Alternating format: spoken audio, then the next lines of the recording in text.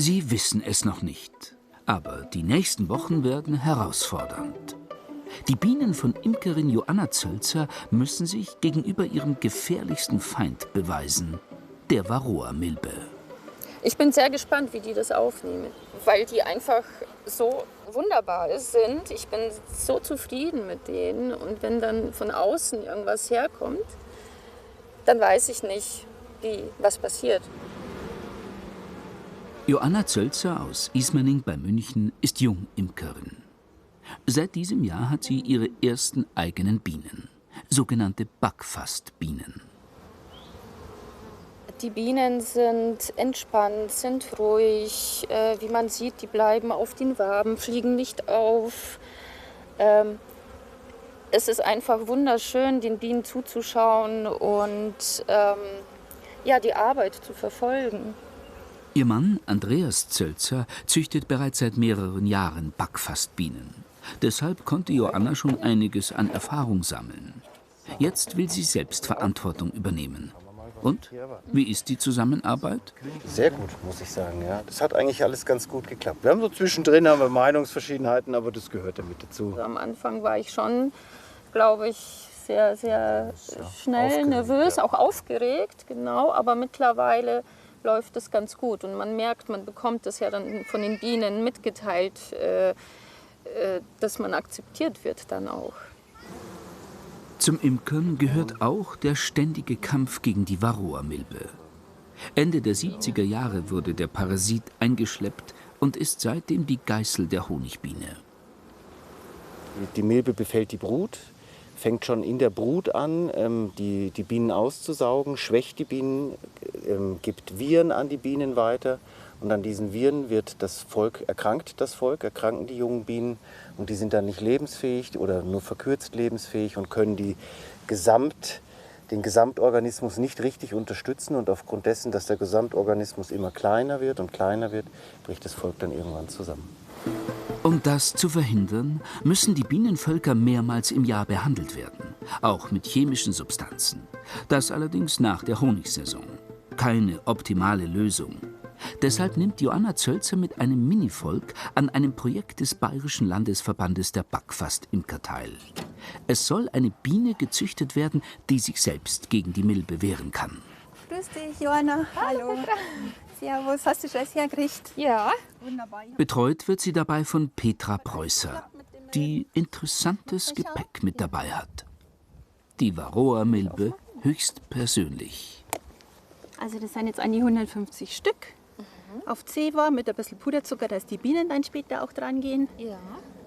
Wir werden die Milben, die wir vorher an einem vermilbten Volk geerntet haben, werden wir jetzt in das Testvölkchen geben. Und im September werden wir dann schauen, wie erfolgreich die Bienen sich gegen die Milben wehren konnten. Um dann vielleicht mit der Bienenkönigin weiter züchten zu können. Einfach einen Teil reingeben in die Wabengasse, runterhängen lassen. 200 Versuchsvölker bekommen in Bayern an diesem Juliwochenende den unerfreulichen Besuch. Da ist jetzt vielleicht schon Milbe dran, weil die putzt sich jetzt hier. Also die finden das natürlich total unangenehm, die Bienen, wenn eine Milbe dran ist an ihr. Ja. Ne? Weil das ist so das Verhältnis, als wenn bei uns jetzt ein Kaninchen an der Hüfte sitzen würde oder so, oder Igel. Also die finden das total unangenehm. Mit Hilfe der Bienen gelangen die Milben jetzt in die Wabenzellen. Dort verstecken sie sich hinter der Brut und wenn der Zelldeckel geschlossen wird, beginnt ihre Vermehrung. Es gibt aber Bienen, die dagegen was tun. Das wäre sehr gut, wenn die Bienen jetzt erkennen würden, dass in den Zellen eine Milbe einwandert und diese Vermehrung der Milbe einfach verhindern. Wir wissen, dass das durch Öffnen der Zelldeckel sein kann, weil entweder die Milbe ein Signal abgibt oder die Puppe ein Signal abgibt, dass eben da drin jetzt irgendwas stattfindet. Und dann öffnen die Bienen den Zelldeckel, die Milbe fühlt sich gestört und kann sich nicht vermehren. Wie reagiert wohl dieses Bienenvolk? Die Mutter der Bienenkönigin hat sich schon als erfolgreiche Milbenbekämpferin bewiesen. Aber hat sie diese Eigenschaft auch weitervererbt? Wunderbar, danke dir, Petra. Und bist schon gespannt, was rauskommt? Ja, ich freue mich auf den Termin, das steht ja schon fest. Genau. 2 Monate später im September. An diesem Wochenende werden in Mittelfranken die Brutzellen aller infizierten Völker untersucht. Auch Joanna Zölzer ist mit ihren Bienen nach Königshofen im Landkreis Ansbach gefahren. Und wie waren die letzten Wochen? Wir haben Durchsichten gemacht ab und zu, wir haben Futterkontrolle gemacht, den Bienen geht es sehr gut. Sie sind vital, sie sind stark, sie fliegen, schaut alles wunderbar aus. Auf eine ihrer Waben müssen die Bienen nun verzichten, auch wenn es schwerfällt. Alles ist gut. Und jetzt kommt auf Joanna Zölzer lange und konzentrierte Feinarbeit zu. Prima. Eine Brutzelle nach der anderen wird vorsichtig geöffnet. Nur wenn die Bienenpuppe ein bestimmtes Entwicklungsstadium erreicht hat, wird sie entnommen, um die versteckten Milben zu finden. Jetzt wird Joanna Zölzer sehen, wie viele Milben sich in den Wabenzellen vermehren konnten. Joanna, hast du was gefunden? Ja, gerade eben. Ui. Also da sind jetzt schon relativ viele Nachkommen drin. Ja. Die konnten sich gut vermehren und das protokollieren wir jetzt. In dieser Brutzelle wurde die Milbe also von den Bienen nicht entdeckt. Aber noch ist nichts verloren. Mal schauen, wie es in den anderen Zellen aussieht. Es ist ein enormer Aufwand, den der Bayerische Landesverband der Backfastimker aufbringt im Kampf gegen die Varroamilbe. Seit 2016 wird nach den widerstandsfähigsten Bienenvölkern und ihren Königinnen gesucht, um mit diesen zu züchten. Von Anfang an dabei ist Zuchtkoordinator Stefan Luff. Wir machen dahingehend Fortschritte, dass wir unsere Bienenvölker immer weniger behandeln müssen. Das ist also auf jeden Fall feststellbar. Und was auf jeden Fall auch eine ganz wesentliche Komponente ist, dass wir inzwischen schon Bienenvölker haben, die nicht schon an geringen Varroamilbenbefallsraten schon sterben. Das heißt, unsere Bienenvölker sind robuster, sie halten einfach mehr Varroamilbenbefall einfach aus und das fördert einfach diese Gesundheit von unseren Bienenvölkern. Im letzten Jahr hieß das konkret: 1/3 der ausgezählten Völker brauchte keine Behandlung gegen Varroamilben. Ein weiteres Drittel weniger Behandlungen.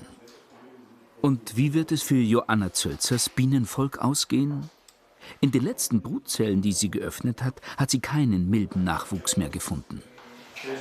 Ich hoffe bei jeder, dass nichts drin ist, genau. Da ist jetzt zum Beispiel auch so auf den Anhieb, auf den ersten Blick sage ich nichts drin. Der Boden ist auch schön sauber.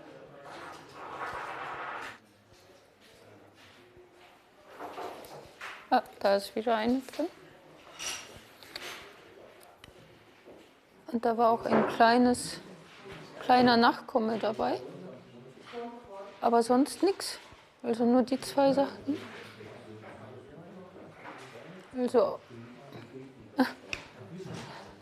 Das bedeutet jetzt, Joanna, wenn nur die Muttermilbe und der erste Nachkomme, das ja das Männchen ist, dann hat sich die jetzt nicht vermehren können, was positiv ist.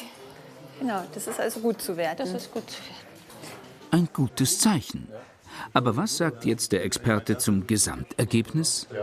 Stefan, könntest du drüber schauen über das Vorsicht? Ja, klar. Oh, das schaut gar nicht schlecht aus. Stefan Luff zählt, wie viele Milben sich im Verhältnis zu den geöffneten Zellen nicht reproduzieren, also vermehren konnten. Also 50% sind reproduziert und 50% sind nicht reproduziert. Also der Wert ist okay. Also 50% SMR, das wäre ein Volk, das könnte schon ohne Behandlung überleben. Mhm.